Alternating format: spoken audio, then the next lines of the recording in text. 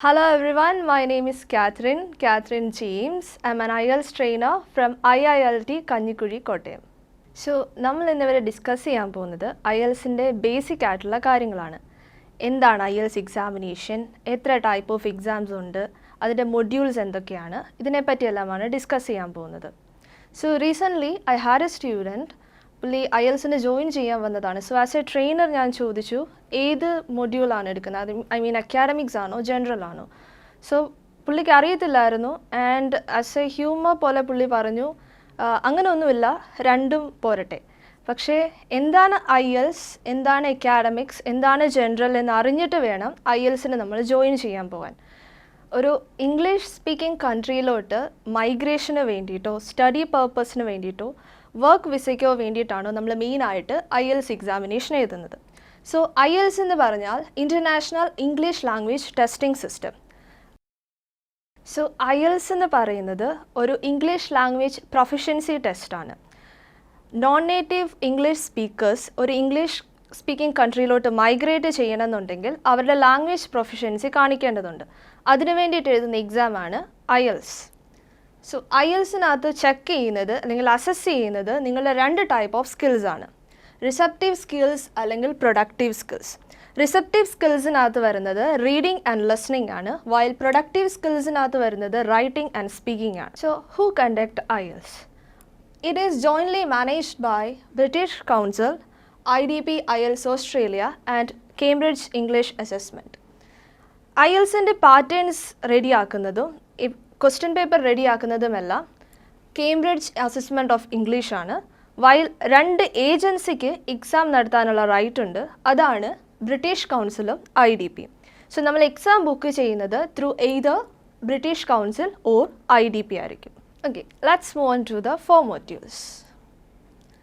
നേരത്തെ പറഞ്ഞതുപോലെ ഇതിനകത്ത് ചെക്ക് ചെയ്യുന്നത് നിങ്ങളുടെ റിസപ്റ്റീവ് സ്കിൽസായ listening and reading and productive സ്കിൽസായ റൈഡിംഗ് ആൻഡ് സ്പീക്കിംഗ്. ലിസണിങ്ങിൻ്റെ 30 minutes ഒരു ഓഡിയോ ആയിരിക്കും പ്ലേ ചെയ്യുന്നത്. You will get 10 minutes extra to rewrite your answers. Reading total 1 hour ആയിരിക്കും, റൈറ്റിംഗ് 1 hour ആണ്, സ്പീക്കിംഗ് 11 to 14 minutes അത്രയേ ഉള്ളൂ, മാക്സിമം വരത്തുള്ളൂ. സോ ലിസണിംഗ് റീഡിംഗ് റൈറ്റിംഗ് ഒറ്റ സ്ട്രെച്ചിലായിരിക്കും എക്സാം നടക്കുന്നത്. സോ സ്പീക്കിംഗ് സാധാരണ കേരളത്തിൽ നടക്കുന്നത് വേറൊരു ദിവസമാണ്, 7 days prior or 7 days after your LRW exam. Type of IELTS. Basically രണ്ട് ടൈപ്പ് ഓഫ് IELTS ആണുള്ളത്, academic and general training. Higher സ്റ്റഡീസിനോ നഴ്സുമാരുടെ വർക്ക് വിസയ്ക്കോ വേണ്ടി നമ്മൾ അപ്ലൈ ചെയ്യുമ്പം ചെയ്യേണ്ടത് അക്കാഡമിക് എക്സാം ആണ്. അതുപോലെ തന്നെ മൈഗ്രേഷൻ പർപ്പസിന് വേണ്ടിയിട്ടാണെങ്കിൽ എഴുതേണ്ടത് ജനറൽ ട്രെയിനിങ്ങിൻ്റെ എക്സാമാണ്. അതുപോലെ തന്നെ IELTS ഓഫർ ചെയ്യുന്ന വേറൊരു എക്സാമാണ് IELTS ലൈഫ് സ്കിൽ. UK VIക്ക് വേണ്ടിയിട്ടാണ് നമ്മൾ IELTS ലൈഫ് സ്കിൽ എഴുതുന്നത്. സ്പെഷ്യലി ഫോർ ദോസ് പീപ്പിൾ, അവരുടെ ഫാമിലി മെമ്പേഴ്സ് ആരെങ്കിലും UK സെറ്റിൽഡ് ആണെങ്കിൽ ഡിപ്പെൻഡൻറ്റ് വിസയ്ക്ക് വേണ്ടിയിട്ട് അപ്ലൈ ചെയ്യുമ്പോൾ IELTS ലൈഫ് സ്കിൽ എക്സാമാണ് എഴുതേണ്ടത്. ഇതിൻ്റെ ഡിഫറൻസ് എന്താണെന്ന് വെച്ചാൽ ലിസണിങ്ങും സ്പീക്കിംഗ് മൊഡ്യൂൾസ് മാത്രമേ IELTS ലൈഫ് സ്കില്ലിൽ വരുന്നുള്ളൂ.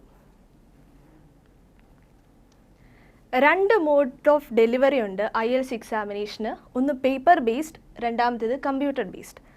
Pen or paper based examination എഴുതുന്നത് പെന്നോ പെൻസിലോ വെച്ചിട്ടായിരിക്കും.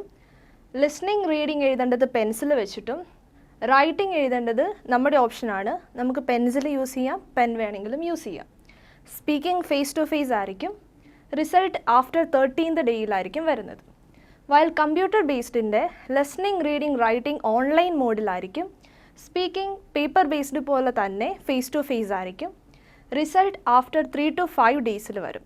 അപ്പോൾ പേപ്പർ ബേസ്ഡും കമ്പ്യൂട്ടർ ബേസ്ഡും തമ്മിലുള്ളൊരു മെയിൻ ഡിഫറൻസ് എന്താണെന്ന് വെച്ചാൽ ഇതിൻ്റെ റിസൾട്ട് വളരെ പെട്ടെന്ന് വരും. അപ്പോൾ വളരെ പെട്ടെന്ന് റിസൾട്ട് വേണ്ടവരാണെങ്കിൽ കമ്പ്യൂട്ടർ ബേസ്ഡ് എക്സാം എടുക്കാം. കുറച്ച് ഡിലേ ആയാലും കുഴപ്പമില്ല എന്നുള്ളവരാണെങ്കിൽ പേപ്പർ ബേസ്ഡ് എക്സാം എടുക്കാം.